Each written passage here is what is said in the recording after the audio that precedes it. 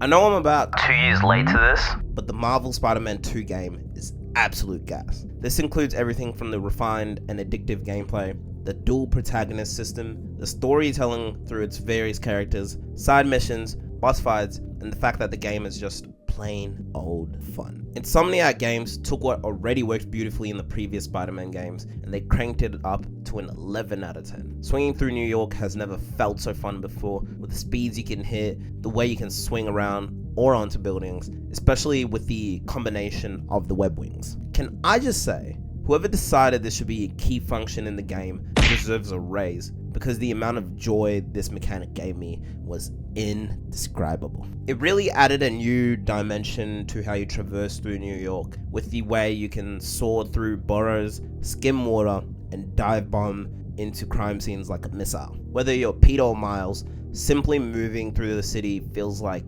gameplay in itself. It's that smooth and rewarding. One of the game's most impressive features is how it naturally lets you play as both Peter and Miles. With the press of a button, you can switch them as you roam the open world, each with their own missions, side quests, and narrative arcs. It's like GTA 5, but with more swinging and a lot less cursing. And it's not just a gimmick either. Their stories are deeply personal and distinct. Peter grapples with the burden of responsibility and the consuming power of the symbiote, while Miles balances school, grief, and trying to live up to his growing legacy as a hero. The game gives you a reason to care about both equally, and in doing so, gives Spider-Man fans best of both worlds. One of my favorite narrative aspects was with Peter dealing with the symbiote, because the longer he had it, the more it became infused with him, to the point where even in side missions or stopping heists, his demeanor would change, from the absence of his usual jokes to straight up threats and a much more aggressive tone. Like outside of the main narrative, you could really experience the toll this was taking on him. So much to the point where even I was like,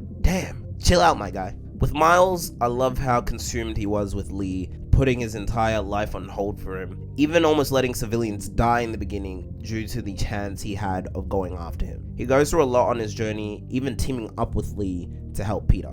But I like how despite that, he didn't forgive him, which was the realistic outcome, detailing how your actions will always have consequences. One of the standout aspects of Spider-Man 2 is in its boss battles. They're more than just big fights. They're cinematic, emotional, and mechanically rich. Whether you're battling the monstrous force of Venom in a jaw-dropping multi-phase brawl, or going toe-to-toe with the unrelenting Kraven the Hunter, each major boss fight feels massive in scope and intensity. These aren't just obstacles, they're narrative climaxes that leave lasting impression. Even the side mission bosses are lovingly crafted. The confrontation with Wraith is not only an exciting fight, but a character-driven clash between former allies with different views of justice. Mysterio's illusion-based battles are stylish, chaotic, and cleverly designed, playing with perception and keeping you guessing. What's more impressive is how the boss fights blend mechanics with emotion. They're not just hard-hitting, they mean something. You feel the weight behind every punch Peter throws at Venom. You feel the same with Miles and his determination to snap Peter back to reality,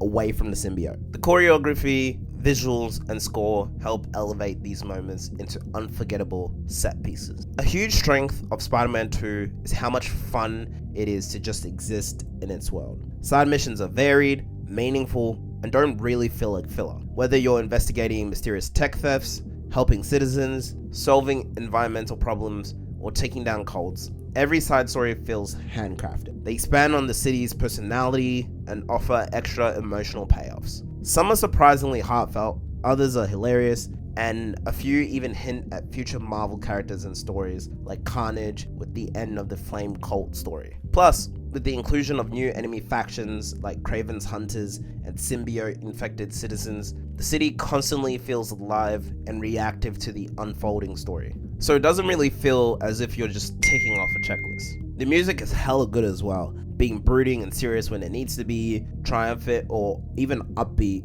This game has it all. Above all else, Spider-Man 2 is just fun. It respects your time, rewards your exploration, and makes every encounter feel like a moment worth remembering. The pacing is tight, the open world is packed with activities, and the sheer joy of becoming Spider-Man never fades. It's a love letter to fans and a standout superhero experience in an age where open world fatigue is real.